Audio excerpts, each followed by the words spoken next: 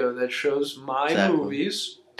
For example, when Dylan Pudiak came on the program, he brought some films, and you edited the material into the interview, and quite frankly, the finished product, or almost finished product, was excellent. It was a great piece showing off what Dylan had created. It would have been an excellent resume item, but again, kind of getting ahead. The trouble was at first was tracking down guests. Yeah, that's right.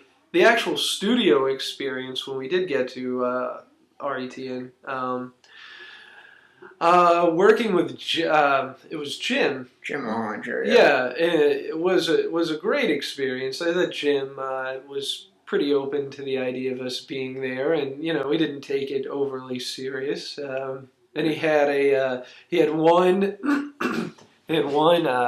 studio assistant who was there for 2 of the episodes. And she did a great job framing. She was actually the producer of a really good documentary that she gave me a copy of. Don't ask me the title. I won't. I would ask you though, if you run into her again before you leave, can you get her name and contact info, because we could probably try to reconnect with her at some point if you're back up here and try to do another TV stint. Sure. Yeah. I still have a copy of the DVD, and her name is, as executive producer, is on there.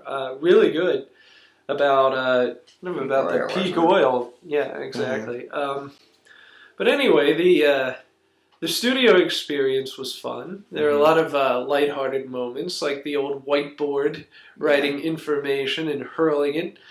Maybe Nate can kind of tell that story, but... Yeah, pretty much what happened with that was we'd had the techie, I call her, in the studio, and she'd written something because we had just done the dance sequence that you see in Losing Control, and we had done the dance sequence, and I had gone and hyperextended my knee, so I was in a great deal of pain and stuff, and she wrote on the whiteboard, Nate is the Lord of the Dance. Smiley face. So I had said, give me that, and she went, no, and erased it as I walked off camera to go grab it, so all you're hearing is the audio of me yelling, give me that. Which, now that I think about it, sounded horribly wrong. It works so well. And Sarah Mel decided, because she was the guest, that she was going to try to hijack the show at that point. And then I went back on with the whiteboard, rewrote the stuff, held it up for people to see. And then I believe it was, she did zoom in so we could see what I was holding up. And then on the cut out to the wider shot, I went and threw the whiteboard off the screen at her. Well, not at her, but in her general direction. Right, that's true. She was standing behind a camera, and I chucked it over to the side where she had just been standing. Yeah, exactly. But it was close enough. So, yeah. She got the message. Yeah. In more the wrong way. So yeah, no. There were a lot of lighthearted moments. We brought Jim on to interview him. He was very nervous, did not want to appear on the screen, apparently. He was like, what the hell are you guys doing? Who's directing this? I'm like, relax. Being in there directing. And of course, RETN does maybe 1, 2, I don't think they're doing any now, but from time to time they do 1 or 2 stuff in the studio, so it's not really a whole lot, and he winds up directing them, versus VCAM that has a lot of stuff in the studio and has a number of directors. It dominates it. So really, if we were going to go back, we would have to go back to probably. VCam. Yeah. Right. Sure. Yeah, the studio experience was great. I thought we had a lot of really good material and some that could definitely be tossed. But and I did most of that in editing. yeah, exactly. But in the end, we weren't able to air any of the 6 episodes. And here's why. We got called into, well, I'll start with you. You got called into a meeting with who? And go from there. I think the initial meeting may have been with Barry. Snyder, yeah. And he was just he was inquiring as to what exactly we were doing with the show and how it came to pass that I was kind of filling Alan's role and who made that decision. I kind of explained the basic details that Alan kind of passed the baton, and even though the concept of the show was well known to everyone who had paid attention to the previous season, season 1, I still had to kind of explain what was going on there. Which is odd because that guy signed off on it in the first place. And explain what was going on in season 2. And the meeting ended, and I remember I talked to Nate that day, and I said I was being rather vague because I didn't want to sound too concerned, but I remember saying, Nate, we may have a problem. And I didn't, and you were like, well, you were asking, well, what exactly was said? And I said, maybe you should wait till you talk to someone. Right. Well, you had said go find Barry post haste, and I had said to you,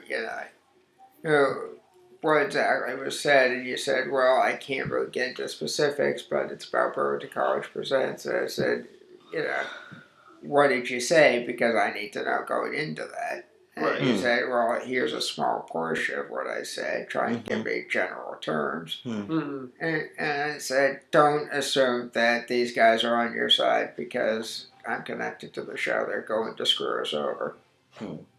And sure enough, but that's getting into the story once again. So at that point, I think I talked to you, Casey, and you and I are going to be editing the thing.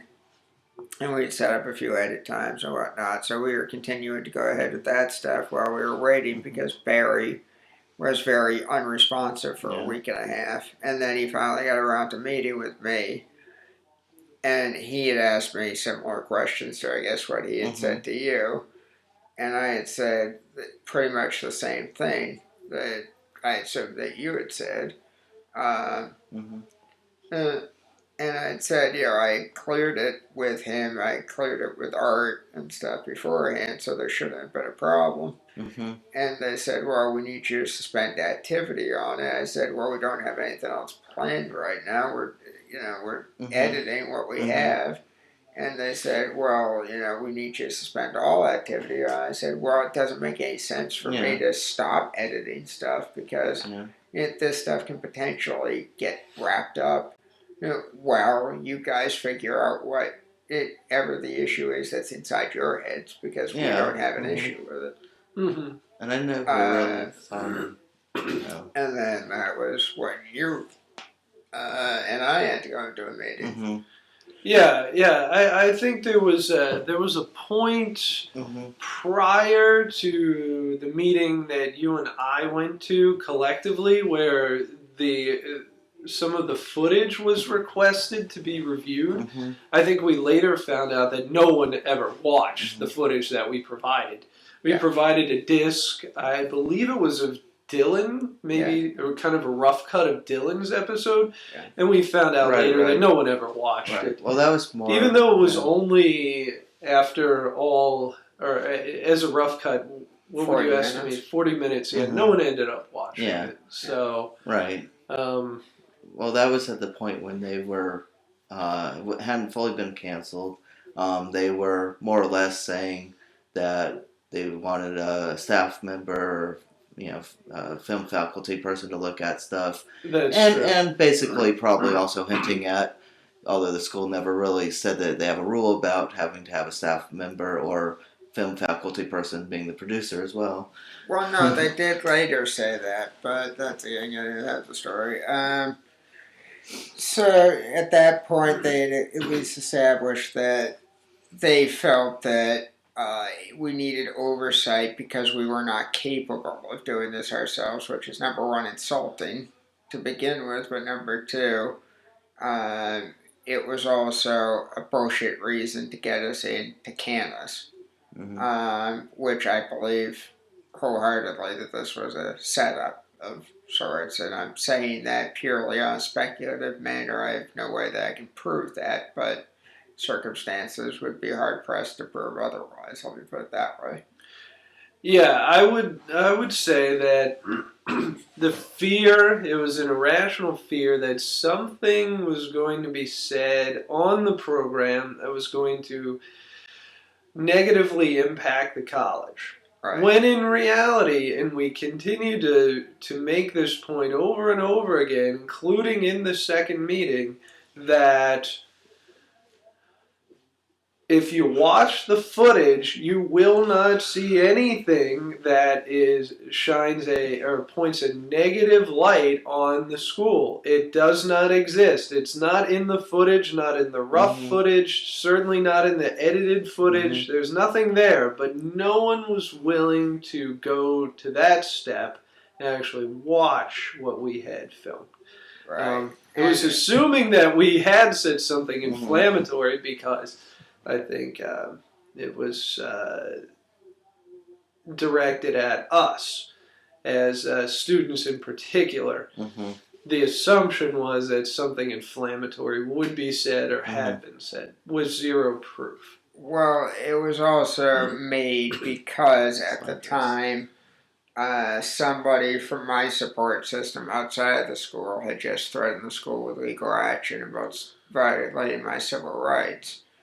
So they just furthered that argument by continuing to do it via canceling the show unjustly and without cause and without proper investigation into what they were making accusations about.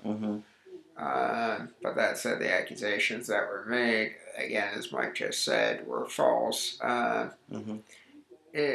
myself recognize that I have my legal issues with the school, but I also recognize the manner to be professional on that show and not say anything that slammed the school in any way, shape, or form. So I would carefully dance around the areas where I felt like I wanted to haul off and say something.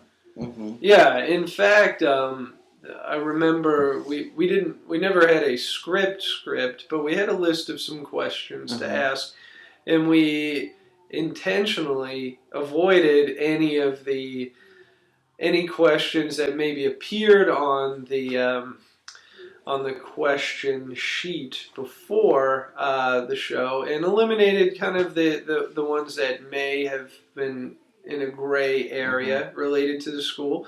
So we were really careful. We did a better editing job of our own material than anyone on the staff could have. But again, there was this irrational fear that something would be said or had been said. But no one bothered to follow through and actually look at what we had produced. That's so, right. So there was no facts. Again, irrational fear, not irrational fear. Right. Exactly. So bottom line is that there's this irrational fear that something had been said or would be said, when in reality there was nothing slanderous at all.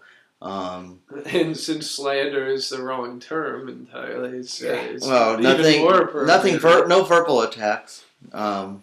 So there was nothing libelous. Nothing libelous. The legal dictionary. Yeah, nothing libelous on there.